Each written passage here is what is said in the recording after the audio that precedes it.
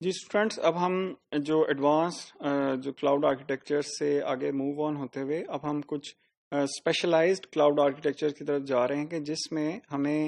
हम उन कॉन्फ़िगरेशंस या क्लाउड की उन डिप्लॉयमेंट्स की बारे में बात करेंगे कि जहाँ पे हमें कुछ एडिशनल फीचर्स भी रिक्वायर होंगे। वो हार्डवेयर से रिलेटेड भी फीचर्स हो सकते हैं कि क्लाउड में अगर फॉर एग्जांपल खास जो फीचर्स अगर अवेलेबल हैं उसके हार्डवेयर या सॉफ्टवेयर जो है लेयर्स में, तो फिर ये जो एडिशनल जो आर्किटेक्चर्स हैं ये भी डिप्लॉय करके क्लाउड को ज़्यादा से ज़्यादा इफेक्टिव जो है वो बनाया जा सकता है। उसमें से जो सबसे पहला जो हम देख रहे हैं आर्किटेक्चर या कॉन्फ़िगरेशन, वो है डायरेक्ट इनपुट आउटपुट आर्किटेक्चर यानी डायरेक्ट आईओ आर्किटेक्चर।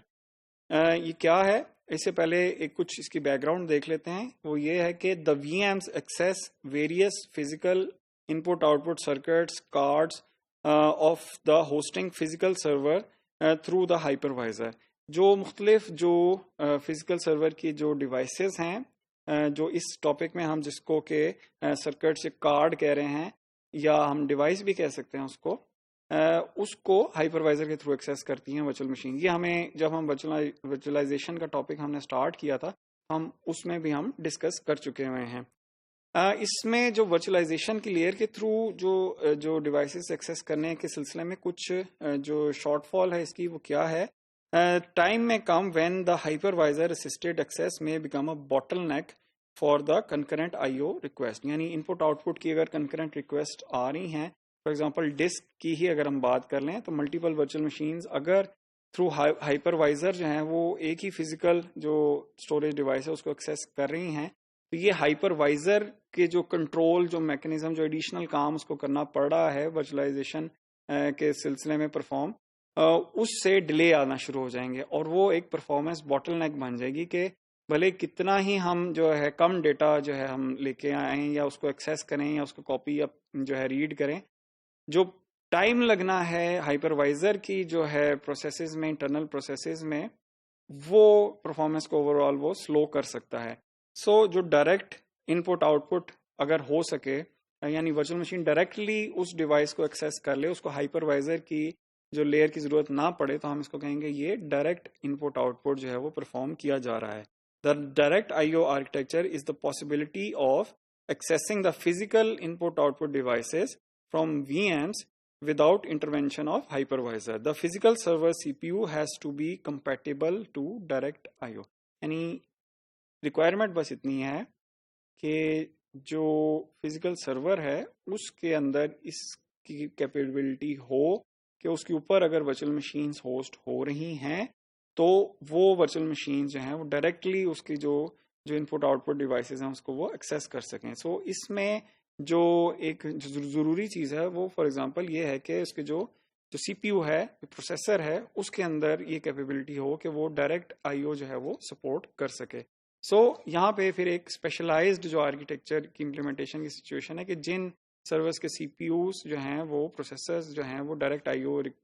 को अलाउ करते हैं, वहां पे ये चीज डिप्लॉय हो सकती है। इसमें जो डायरेक्ट इनपुट आउटपुट के लिए जो एडिशनल जो रिक्वायरमेंट्स हैं वो ये हो सकते हैं कि कुछ मॉड्यूल्स इसके साथ लगाए जाएं। For example cloud usage monitor, जो कि अगर वर्चुअल मशीन अगरचे डायरेक्टली फॉर एग्जांपल स्टोरेज को या किसी इनपुट आउटपुट डिवाइस को एक्सेस कर रही है, तो वो उसका भी जो है वो एक स्टेटिस्टिक्स जो है उसके रखे जाएं कि कितने अरसे के लिए कितनी फॉर एग्जांपल उसने वो जो रिसोर्स है उसको कितनी देर तक यूज किया। फिर लॉजिकल नेटवर्क पैरामीटर है कि फॉर एग्जांपल वो सिर्फ वो चंद एक ही वर्चुअल मशीन्स को फॉर एग्जांपल वो डायरेक्ट आईओ जो है वो प्रोवाइड किया जाए, जो बाकी वर्चुअल मशीन्स हैं उनको वो जिनको नहीं चाहिए है या जिनको नहीं अलाउ करना उनको वो डायरेक्ट आईओ की जो है वो लाओ जो है उसको वो ना किया जा सके, उसको डिनाई करे वो। फिर पे पर यूज मॉनिटर है कि जो जब ये सारा कुछ हो रहा है डायरेक्टली अगर एक वर्चुअल मशीन एक्सेस कर रही है तो भी जो कंज्यूमर है उसको बिल तो पे करना ही है ना। सो पे पर यूज जो मॉनिटर है वो भी इसके साथ जरूरी है ताकि क्लाउड जो है वो पूरी तरह से उसके जो है फीचर्स वो इम्प्लीमेंट किए जा सकें, जिसमें कि ये बिलिंग का भी जाहिर है कि जरूरी है। Direct IO logical unit number access architecture, यानी अब हम इसकी एक एग्जांपल ही देखते हैं। एग्जांपल जो है स्टोरेज से रिलेटेड है कि स्टोरेज डिवाइसेस में जो लॉजिकल यूनिट नंबर है, जो कि हमने पिछले मॉड्यूल में कहा था कि वो ड्राइव ही समझ लें आप उसको, एक है, जो एक फिजिकल डिवाइस के ऊपर एक जो वर्चुअलाइज्ड ड्राइव आप समझ लें कि वो अगर कॉन्फ़िगर की गई है, तो उसको भी डायरेक्ट आईओ उससे रिलेटेड यानी स्टोरेज से रिलेटेड जो है वो डायरेक्ट आईओ की क्या पॉसिबिलिटी हो सकती है, आइए हम डिस्कस करते हैं। The VMs can it is a type of direct IO in which the VMs access the logical unit number directly। जो VM अगर एक वर्चुअल मशीन है उसको एक जो लॉजिकल यूनिट नंबर या ड्राइव जो है एलोकेट कर दी गई है, तो VM उसको डायरेक्टली एक्सेस करेगी। The VMs can also be given direct access to block level storage as well, यानी VM ये भी कर सकती हैं कि जो हाइपरवाइजर की लेयर है उसको सरपास करके डायरेक्टली जो है वो स्टोरेज को, जो ब्लॉक लेवल स्टोरेज है उसको वो एक्सेस कर सकें। ये एक डिफॉल्ट सिनारियो है कि जिसमें सबसे नीचे एक क्लाउड स्टोरेज डिवाइस है, उसके ऊपर दो लॉजिकल यूनिट नंबर बनाए हुए हैं, एक लेफ्ट और एक राइट, जो कि VM1 के लिए लेफ्ट वाला यानी लॉजिकल यूनिट नंबर 1 उसको सर्व कर रहा है, जो